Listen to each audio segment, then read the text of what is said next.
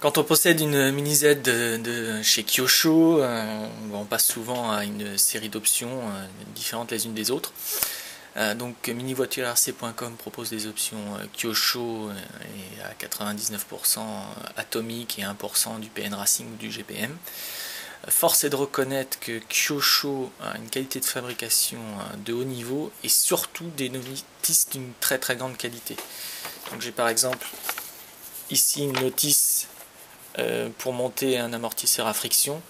Tout est détaillé, les vis 2 par 6, il suffit de suivre, de lire, c'est d'une très grande qualité, on reconnaît la maîtrise de Kyosho, un peu comme Tamiya. Moi j'ai fait pas mal de maquettes de chez Tamiya, les notices sont très bonnes. Donc là je vais vous présenter le montage avec des options atomiques et quelques conseils, puisque atomique au niveau notice c'est un peu plus light, force est de le reconnaître. Pareil, les pros de la Z, s'ils voient des choses pas tout à fait adéquates ou d'autres trucs et astuces, qu'ils n'hésitent pas à le mettre en commentaire de façon à nous faire tous progresser, sachant que quand on n'est pas en club, on a beaucoup de mal à avoir les bonnes infos.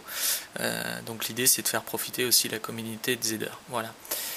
Donc là on va partir sur quelques tuyaux concernant une config LM, donc 102 mm,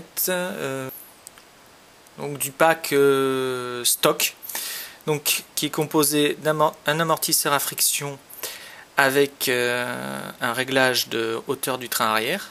Donc en tournant sur cette vis, on le verra plus tard, on peut modifier le train arrière. Un damper, le AR250, donc lui c'est le AR181. L'ensemble ici de friction, donc deux plateaux de friction, les ressorts et le petit tube. Le pod et le moteur. Bon, d'abord, le montage il est comme ça, les fils vers le haut, pas vers le bas, ça passerait pas.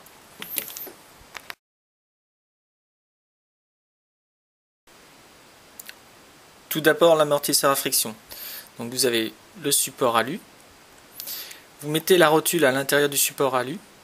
Ensuite, vous clipsez la partie, la rondelle plastique. Et il est conseillé de la coller. Moi pour l'instant je teste sans collage. Ensuite, là où il faut être vigilant, c'est le petit écrou ici. Vous le verrez sur la notice. En le vissant ou dévissant, ça va permettre de faire le réglage du train arrière dans cette distance-là. Donc cette rondelle-là, on est métal sur plastique. Donc c'est la partie un peu la plus délicate. Bien la présenter dans le filet de façon à ne pas la mettre de travers. Et c'est avec cette rondelle, en la tournant dans un sens en autre, donc en la faisant translater, qu'on obtiendra le réglage de la position du train arrière. Et il y a quelques clips sur le produit AR181 sur mon site. Ensuite, une fois qu'on a monté la rondelle sur la pièce plastique ici qui sert pour le LM, sinon c'est des pièces un tout petit peu plus petites, on présente la vis ici, le ressort, il y a un sens, de toute façon vous le verrez vite, ce côté-là ne se monte pas de ce côté-là. Et là il faut être extrêmement vigilant pour visser parfaitement dans l'axe la vis et le support. Comme on a une rotule, on a la possibilité de bouger.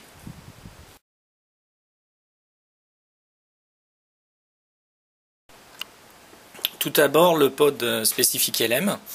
Première chose pour monter le T, que ce soit un T Kyosho ou autre, prenez les vis du pack où il y a une collerette comme celle-ci, je ne sais pas si ça se voit très bien, donc où il y a la tête de vis et une rondelle. Donc ça permet d'avoir un appui plus grand pour le T et donc mettre moins de force. Ensuite, le moteur doit se monter les fils en haut. La pièce qui est ici a été démontée, donc les deux trous qui vont maintenir le moteur sont légèrement décalés. Vous avez deux petites vis de couleur grise à tête fraisée, c'est-à-dire et conique. Donc vous fixez votre moteur atomique, puisqu'un moteur Kyosho ne peut pas se monter dessus. Fixez votre moteur atomique par ces deux petites vis, sans trop souquer, juste ce qu'il faut.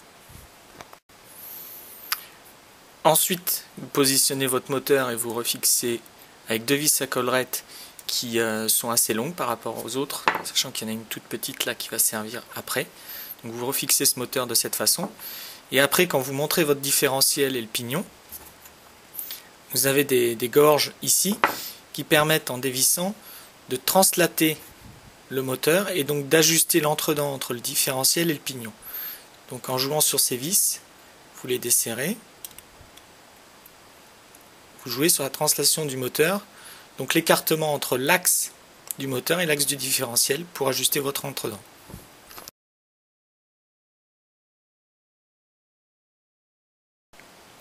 Bon, c'est là où ça devient drôle.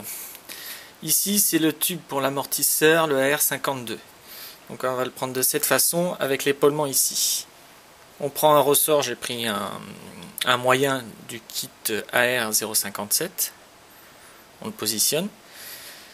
Un plateau à friction, donc la partie plate vers le haut. De toute façon, vous allez le voir, il y a une petite encoche pour que le ressort passe.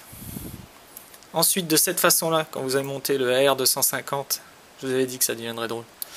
On le positionne ici. De même façon, le plateau, la partie lisse ici. Ensuite, par-dessus, je vais faire une coupe. Donc ça dépasse de cette façon-là. Par-dessus, l'autre ressort moyen. Cette petite pièce avec une sphère au bout vient de l'amortisseur AR181, donc qui se visse à l'intérieur.